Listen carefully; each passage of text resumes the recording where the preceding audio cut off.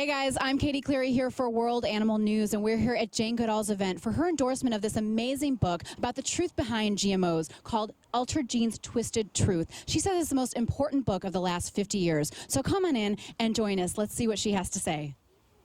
Well, I cannot resist starting in my usual way, and on this occasion, it's a particular greeting to you, Steve, because you're far away. And this is the distance greeting of the chimpanzee. Blame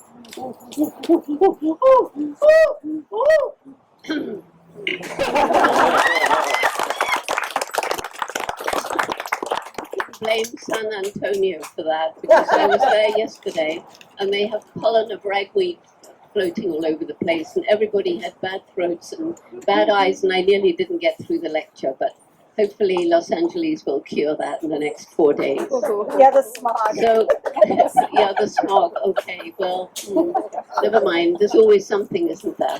Stay in Santa Monica. Anyhow, the point is, you've just heard a master talking about a subject which has taken up almost 20 years of his life. He's got a legal mind. He's approached this from an absolutely impeccable legal position. And the facts that he has uncovered through many, many, many years of hard work and looking through thousands and thousands of pages of information obtained through the Freedom of Information Act has enabled him to say what he has said. And Steve, I don't know if this is meant to be a secret, but he has challenged Monsanto to read his book.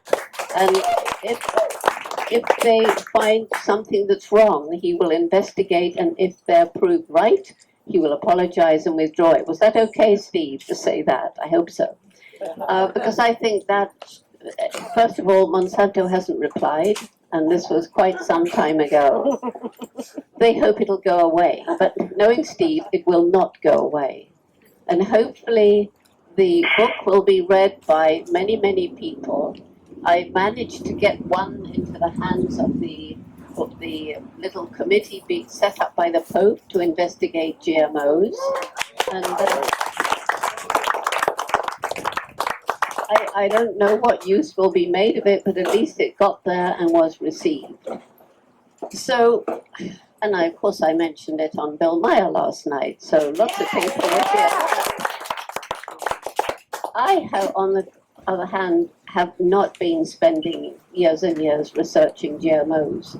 I've been studying chimpanzees. Well, but the danger of GMOs was pointed out to me long, long ago in the UK, which was one of the first countries where there were scientists standing up to this new technology way back in the 70s or early 80s.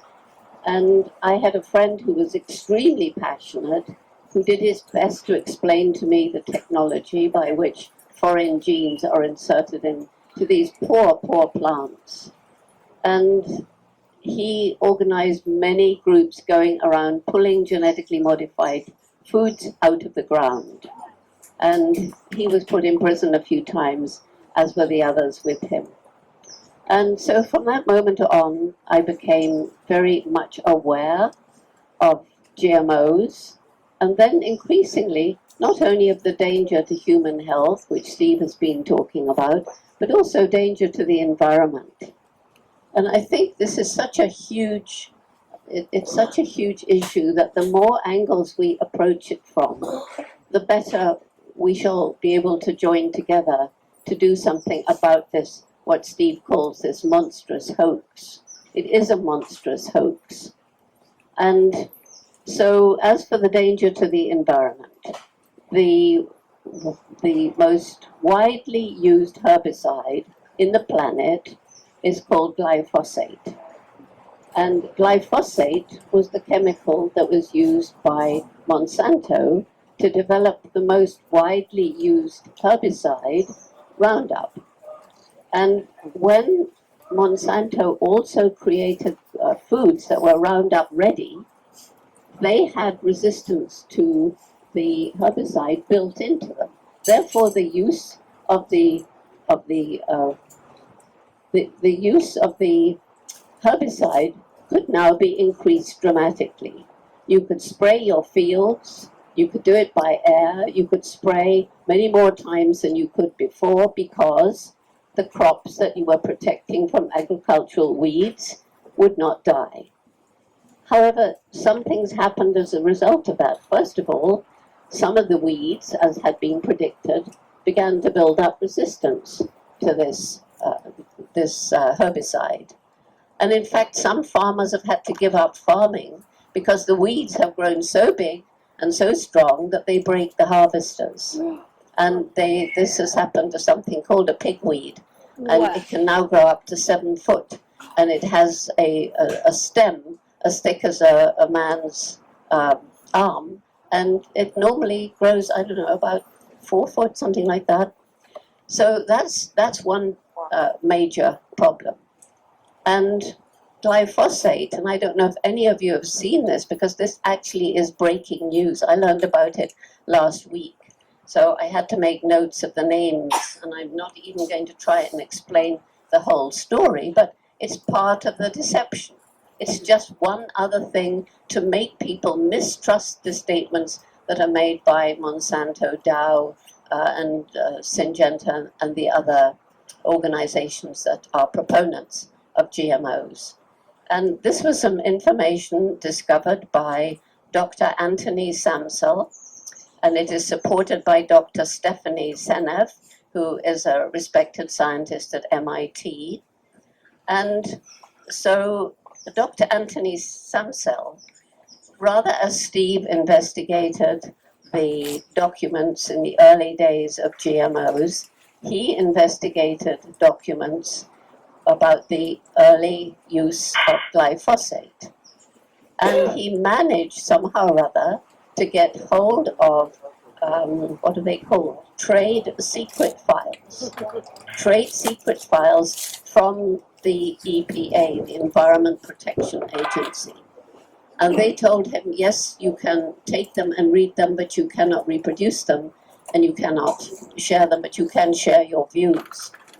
This shows that in 1985, Monsanto's own tests showed that glyphosate could cause cancer. They've known since 1985. The test results that Monsanto has used to prove that glyphosate is safe are all based on tests done by the industry itself. And glyphosate is now, the amount of it used is absolutely shocking. It's used in China, it's used in the US, it's used in Argentina, and it's recently been banned by the World Health Organization. And yes, but Monsanto, of course, is suing them. Here we have now poor plants. They've had these genes stuck into them that they didn't give permission. They hate it. They don't like it. I'm quite sure. The last book I did, Seeds for Hope, took me through an amazing journey through the kingdom of the plants. And what I've learned about them is so incredible. And by the way, there is a whole chapter on genetically modified foods.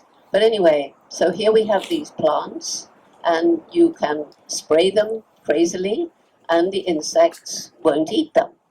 Well, we predicted also that there would be insects that built up resistance to this pesticide, and indeed that has happened. So just as you have super weeds, you also have super bugs. And not only that, but there's pretty good evidence that glyphosate is harming the insects that actually are doing work for us. So the beneficial insects, particularly bees. If we lose bees and the other insects that pollinate, that will be the end of us, because almost all our foods are pollinated by some kind of insect. There's also a few little animals, and they're probably affected by this insecticide as well. So those environmental impacts are something which I find extremely disturbing. And of course, Monsanto encourages another bad aspect of the agribusiness, and that is monocultures. So you get fields and fields and fields of genetically modified corn or even fields of normal crops. The modern agriculture is killing biodiversity, and it is risking huge areas of food to destruction if some disease spreads, and that will be very, very harmful for people. There's also another aspect of this genetically modified food and this agribusiness and the use of these pesticides, and that is the terrible damage done to the local people living in the areas, particularly where crops are being sprayed with Roundup. So those are all very harmful, and I can't resist adding to what Steve said about the tests on animals. You know, think of all the poor old rats, the laboratory rat. I don't know, we seem to think of rats as something that is just like an object. But actually anybody who's known anything about rats knows they're highly intelligent. They've only become a nuisance with us because we're dirty and leave food around. And in the old prehistoric days, I'm sure rats probably formed quite a good service to people and cleared up some of the material that they didn't. At any rate, let's forget the rat for a moment. And let's think about pigs. Pigs are way more like humans than rats. In fact, that's why they're very often used by scientists who want to test products to see how a human might react, because the pig's organs are so like ours. So the first, my attention was drawn to this when I read a little article by I think he was a Dutch farmer, or maybe a Belgian farmer, it doesn't really matter, a European farmer, let's say. And he'd kept pigs for 30 years, never had much problem. And then suddenly his pigs began doing badly, having less piglets in the litter. They were, and they were having bad diarrhea. So this went on for a while, and he thought, well, what's changed? Why are my pigs suddenly not doing so well? And he thought, well, it was the foodstuff that the European Union permits to be imported, genetically modified corn and soy. So the European Union farmers are mostly not allowed to grow these things, but the animal feed can be imported. So he stopped feeding this genetically modified food to the pigs. And within a very short space of time, the diarrhea cleared up and the pigs were back to their old boisterous selves. So, okay, that's just a farmer, so that's no evidence, right? But then a scientist decided that she would investigate. So she went to a hog farm. She persuaded them to let her, I think it was 10, 12, I can't remember the number, pigs in their farm that she could feed differently. Otherwise, everything would be the same. But she would feed them corn and soy that was not genetically modified. And at the time when the pigs went to slaughter, her 12 pigs, she was allowed to take the organs out, just the organs, and also the organs of 12 of the pigs that had been fed the genetically modified food. And the differences were shocking. You can read her paper, it's published. And there were all sorts of problems with, as Steve says, kidneys and liver, reproductive organs in the males and so forth.